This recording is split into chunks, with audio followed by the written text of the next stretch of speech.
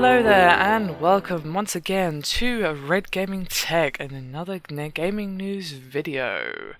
Today is the 18th of May and I have yet more news for you on Metal Gear Solid Legacy Collection. Obviously this has been officially confirmed for a little while now. I believe we covered this with a video about a month ago maybe, roughly. But we now have an official US release date as well as a price. Unfortunately, there is no news on price or release date for those of us in the EU or the UK, which is a little bit annoying. I do wonder if we're actually going to see it this year. Obviously it will be released in the EU and the UK, but we've not got any confirmation on a release date. Usually we'll get it a few days after or sometimes even before the US, but there's no confirmation either way. But regardless of all that, the package, which will include of course Metal Gear Solid, Metal Gear Solid 2, MGS3, which does include the original MSX, versions of Metal Gear and Metal Gear 2, Metal Gear Solid Peace Walker, Metal Gear Solid VR missions, and of course Metal Gear Solid 4 Trophy Edition. Will be releasing on July 9th and will cost you the grand price of $49.99.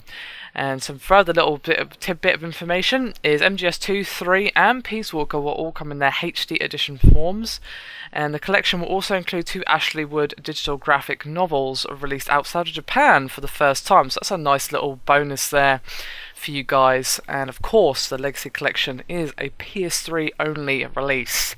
Hideo Kojima said that the collection was too large for an Xbox version to be made, and of course blames the low capacity of Xbox 360's discs relative to the Blu-rays used on a PS4, and in particular the large storage required for MGS4. So it's a shame that Xbox users aren't going to get to play this particular version of the game. I had hoped that they would release an Xbox 360 version, simply because, well, some people who can't afford both consoles may wish to relive the classic Metal Gear games, or even actually get their hands on a full collection for their chosen console, but sadly not. I mean, they could have split it to multiple discs, but I can see why maybe he won't want to do that. I do remember that for Final Fantasy 13 on the Xbox 360, that was on 2 or 3 discs. I think it was 3?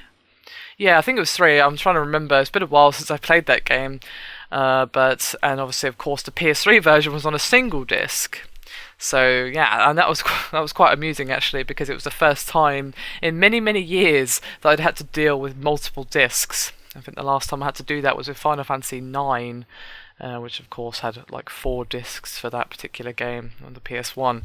So it was a little bit of a blast from the past to have to change discs, and I didn't really mind it. It wasn't really a huge deal, but I can see why of course Kojima would not want to do that for Metal Gear Solid. It was of course their biggest franchise, or one of their biggest franchises, and it's pretty much his love child. So a bit of a shame that we're not going to be seeing an Xbox version, and a bit of a shame also that we have yet to see any news at all, or even a rumour about the UK/EU release. Hopefully it won't be too much after this. I imagine we'll get maybe mid-July or perhaps even early August if we're really unlucky, but I would imagine the price would be around £39.99 or £42.99 depending.